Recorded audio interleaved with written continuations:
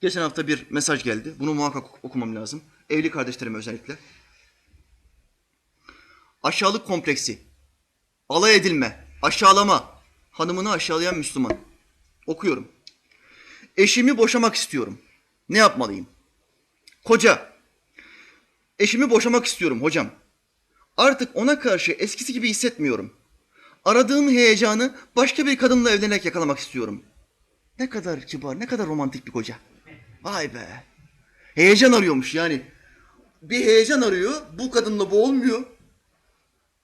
Başka bir kadın alarak bu heyecanımı tatmin etmek istiyorum diyor.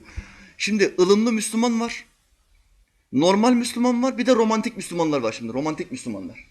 Erkekle kız sosyal medyada tanışıyor, flört işine girişiyor, romantik Müslümanlar bunlar. Flörtlerinde nasıl başlıyorlar? Seninle evlensek de abdest için, abdest aldıktan sonra havlunu ben tutsam Recai. Ne kadar romantik. Yalan, yalan. Ya ben 20 yıllık evliyim bir kere bana abdest olur ya. Yalan.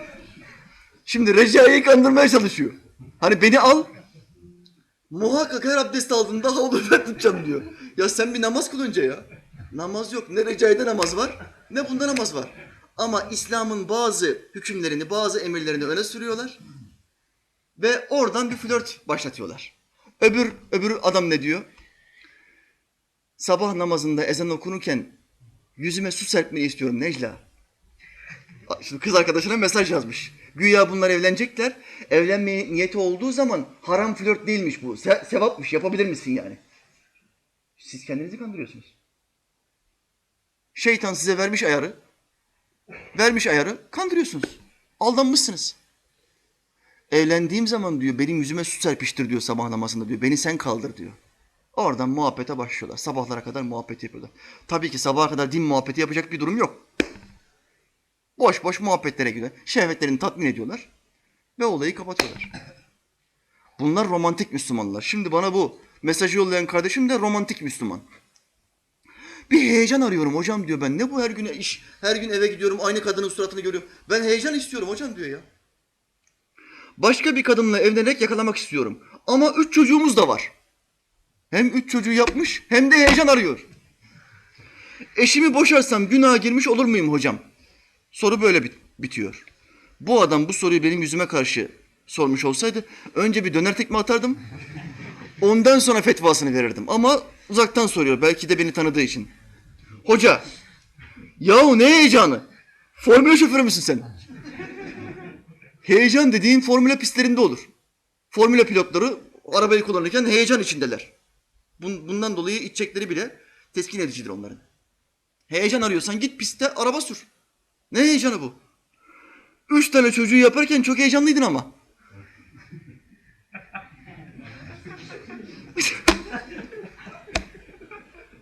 Ne oldu?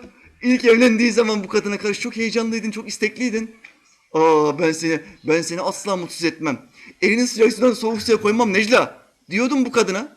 Ama çocuklar 1 oldu, 2 oldu, 3 oldu. Hanımın kiloları biraz artmaya başladı. Biraz kırışıklıklar meydana gelmeye başladı. Makyaj da yapmayan bir kadınsa ne oldu? Ben artık sana bakınca heyecan duymuyorum Necla oldu. Ne oldu romantik Müslüman? Unutuldu. Nankörlük yapıyorsun. Şimdi iyi dinle. Hanımın sana ihanet etmedikçe, dinini değiştirmedikçe, çok şiddetli geçimsizliğiniz de yok ise, keyfi olarak onu boşaman caiz değildir. Ha şunu da söyleyeyim, o izlediğin iğrenç yerli dizilerden hemen boşan. Bir daha dizi izleme. Şimdi bu adam bu kelimeleri nereden etti bana? Nereden etti bu? Bu evde otururken, tefekkür ederken bunlar oluşmaz. Bu takılmış bazı dizilere. Her akşam 3-5 tane dizi seyrediyor bu. Dizilerde görüyor. Bir adamın 3 tane flörtü var. Dizilerde asla 2 hanımı olan bir adamdan bahsedilmez. Çünkü o çok ayıptır. 2 tane nikahlı karısı olan bir adam aşağılık bir şey yapıyordur. Ama 4 tane flörtü olan bir zengin çok medeni bir adamdır. Bütün dizilerde böyle gösteriliyor. Bu aşağılıklar, bu kadın satıcıları, bu senaryoyu yazanlar tamamen İslam düşmanları. Bu adam da bunları seyrediyor. Şimdi adamın 2 tane karısı var. Fakat aynı kadınla her gün beraber olduğu için yenilik arıyor. Başka bir kadınla gidiyor, flört ediyor. Başka bir kadınla nikahsız bir ilişki yaşıyor. Zina ediyor, yatıyor, kalkıyor. Bu adam da dizide bunu görüyor. Ya bu adamın da eli ayağı var, benim de var. Bu adamın da parası var, benim de var. Ben de bir heyecan aramam lazım ya. Benim bu kadını boşamam lazım diyor. Diziye göre hayatını endekslemeye çalışıyor. Bu, hikaye bu. Bunlar gerçek değil Müslümanlar. Sizi aldatmasınlar. Yalan söylüyor bunlar. Yalan söylüyorlar. Böyle bir hayat yok. Ey cenneti isteyen Müslüman, hanımın sana ihanet etmedikçe, evine istemediğin insanları sokmadıkça, dinini değiştirmedikçe, şiddetli geçimsizliğin yok ise asla onu boşayamazsın. Bu caiz değildir.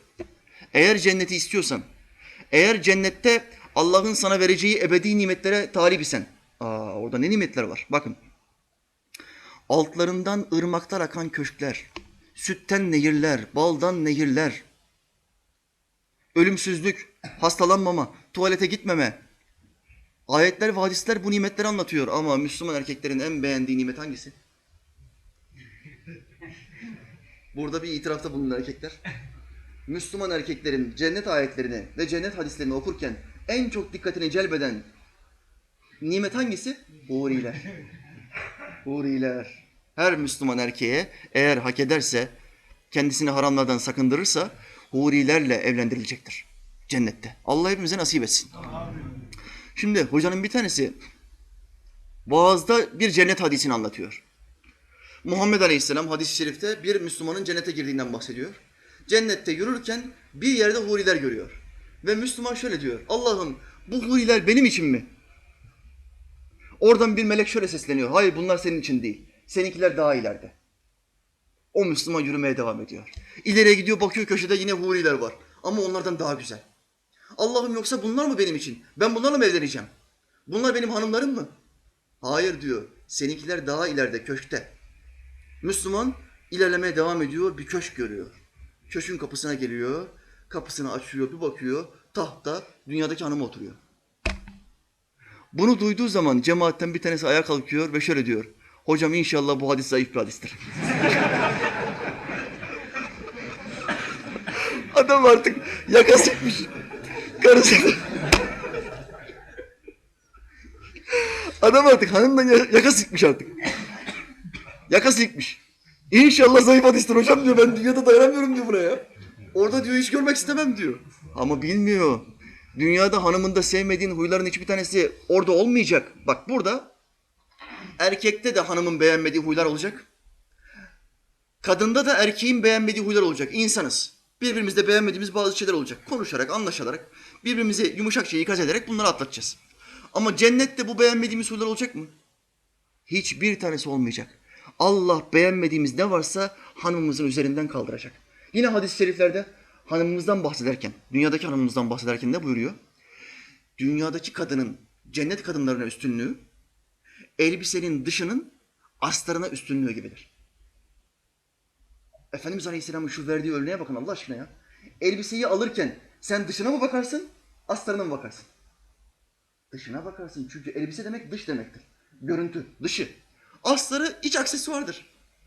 Dünyada Müslüman erkeklerin cennete gittiği zaman evleneceği huriler de hanımın yani ilk karısının dünyevi deyimle kraliçenin hizmetçileri gibi olacaktır.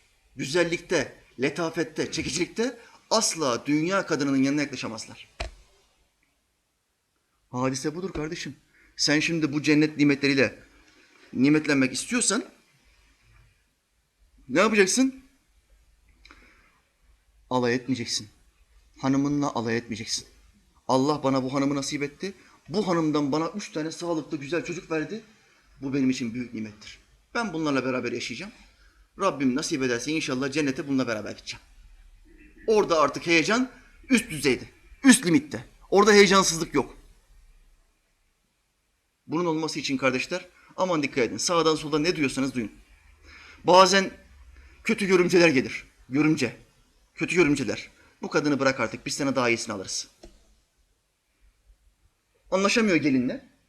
Kocanın kafasını bozmaya çalışıyor. Sen bunu boşa. 4 tane çocuk var sen bunu boşa diyor. Ne olacak bu çocuklar? Sen bunu boşa biz sana daha iyisini buluruz diyorlar.